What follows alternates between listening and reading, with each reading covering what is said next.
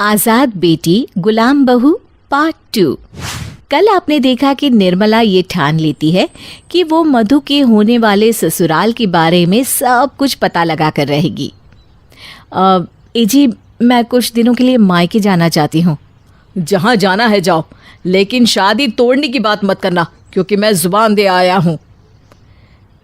निर्मला अपना सामान पैक कर वहाँ से चली जाती है और सीधे पहुँचती है उस घर में जहाँ मधु की शादी होने वाली होती है।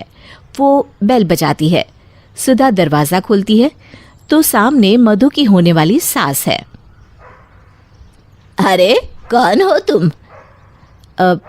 मैडम मैं एक बेचारी दुखियारी औरत हूँ, पति ने निकाल दिया है, आप अपने घर में रख लीजिए प्लीज़।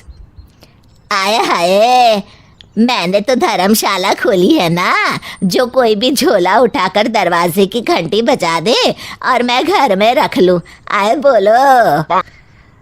निर्मला वापस जाते हुए कहती है, ठीक है मैडम चलती हूँ, मैं तो बस काम चाहती हूँ, कौन सा मुझे पैसों की डिमांड थी। सुधा सोचने लगती है, साफ सुथरी औरत, वो भी बिना पैसों के घर का सारा काम करने को तैयार। अरे रुको रुको। निर्मला समझ जाती है कि कांटे में मछली फंस गई। अच्छा ठीक है, रह सकती हो तुम यहाँ, लेकिन ना कोई होशियारी नहीं। हाँ बस फिर क्या था, निर्मला उस घर में काम करने लगती है।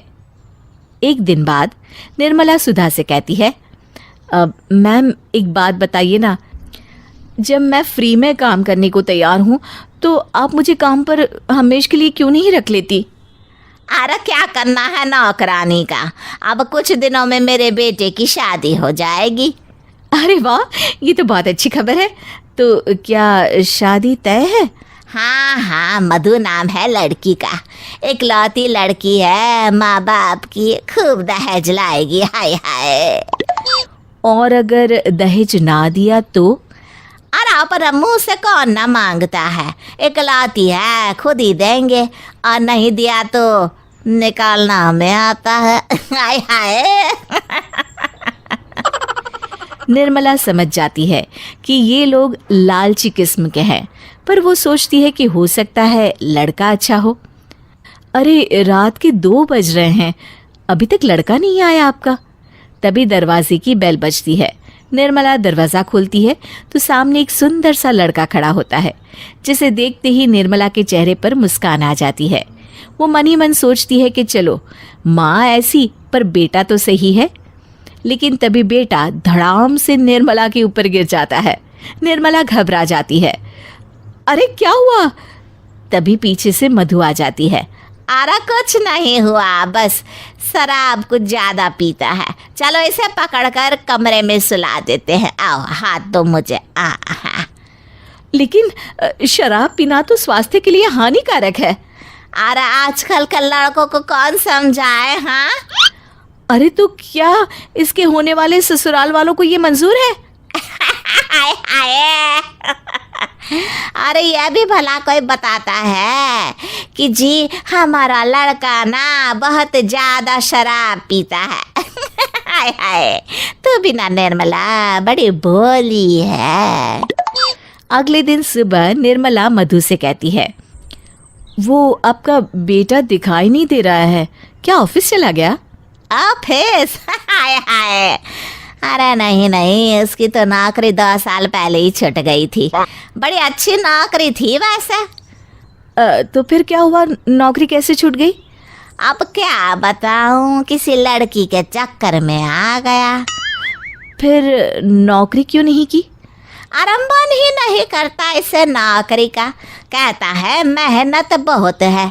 अरे बात भी तो सही है ना, 8 घंटे घर से बाहर निकल कर काम करो, फिर आने जाने में वक्त लगाओ। अरे लेकिन जो लड़की आएगी वो क्या खाएगी, उसकी ज़रूरतें कैसे पूरी होगी? अरे बहुत पढ़ी लिखी लड़की है, नौकरी करेगी, सारा घर चलाएगी और घर का काम करेगी। अरे तभी तो ऐसी लड़की देखी है जो घर का सारा काम भी करे, नौकरी भी करे, पैसे भी लाए और हम ऐश करे, ऐश। हाय हाय। निर्मला वहाँ से चली जाती है और सीधे पहुँचती है अपने घर, जहाँ उसकी बेटी और पति उसे देखकर खुश हो जाते हैं। अरे बेटी की शादी सर पर है और तुम हो कि मायके घूम रही हो। हाँ हाँ, क्यों नहीं, शादी तो मैं अपनी परी की करूँगी ही, लेकिन कुछ बन जाने के बाद। और तुम तब तक ये वीडियो देखो। राकेश को निर्मला एक हैंडीकैम दे देती है। उसमें सब देख सुनकर राकेश चौंक जाता है।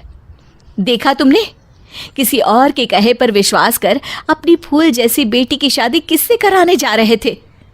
हाँ निर्मला, मुझसे तो बहुत बड़ी गलती होने वाली थी। मैं तो कभी खुद को माफ नहीं कर पाता। तभी वहाँ बुआ जी का प्रवेश होता है। अरे मैं अंदर आऊं? अरे भाई क्या बात है, पूरा परिवार एक जगह। अब देखो, मुझे शुक्रिया कहने की जरूरत नहीं है, बस मिठाई खिलाओ। फोन आ गया लड़के वालों के घर से, वो लोग ना शादी को जल्द से जल्द करवाना चाहते हैं। अरे भाई नसीब ही खुल गया तुम्हारी बेटी के। बुआ जी, आपसे एक और निवेदन है। हाँ हाँ, बोलो बोलो। बुआ जी, वो रहा दरवाजा। जैसे अंदर आई है ना, वैसे ही वापस चली जाइए, और आज के बाद हमारी बेटी की चिंता करने की कोई जरूरत नहीं। तो बेटी की शादी किसी और के कहने और भरोसे पर नहीं, बल्कि खुद की तसल्ली पर करिए, क्योंकि बेटियां हो या बहुएं, आज़ाद और बिंदास ही अच्छी लगती हैं।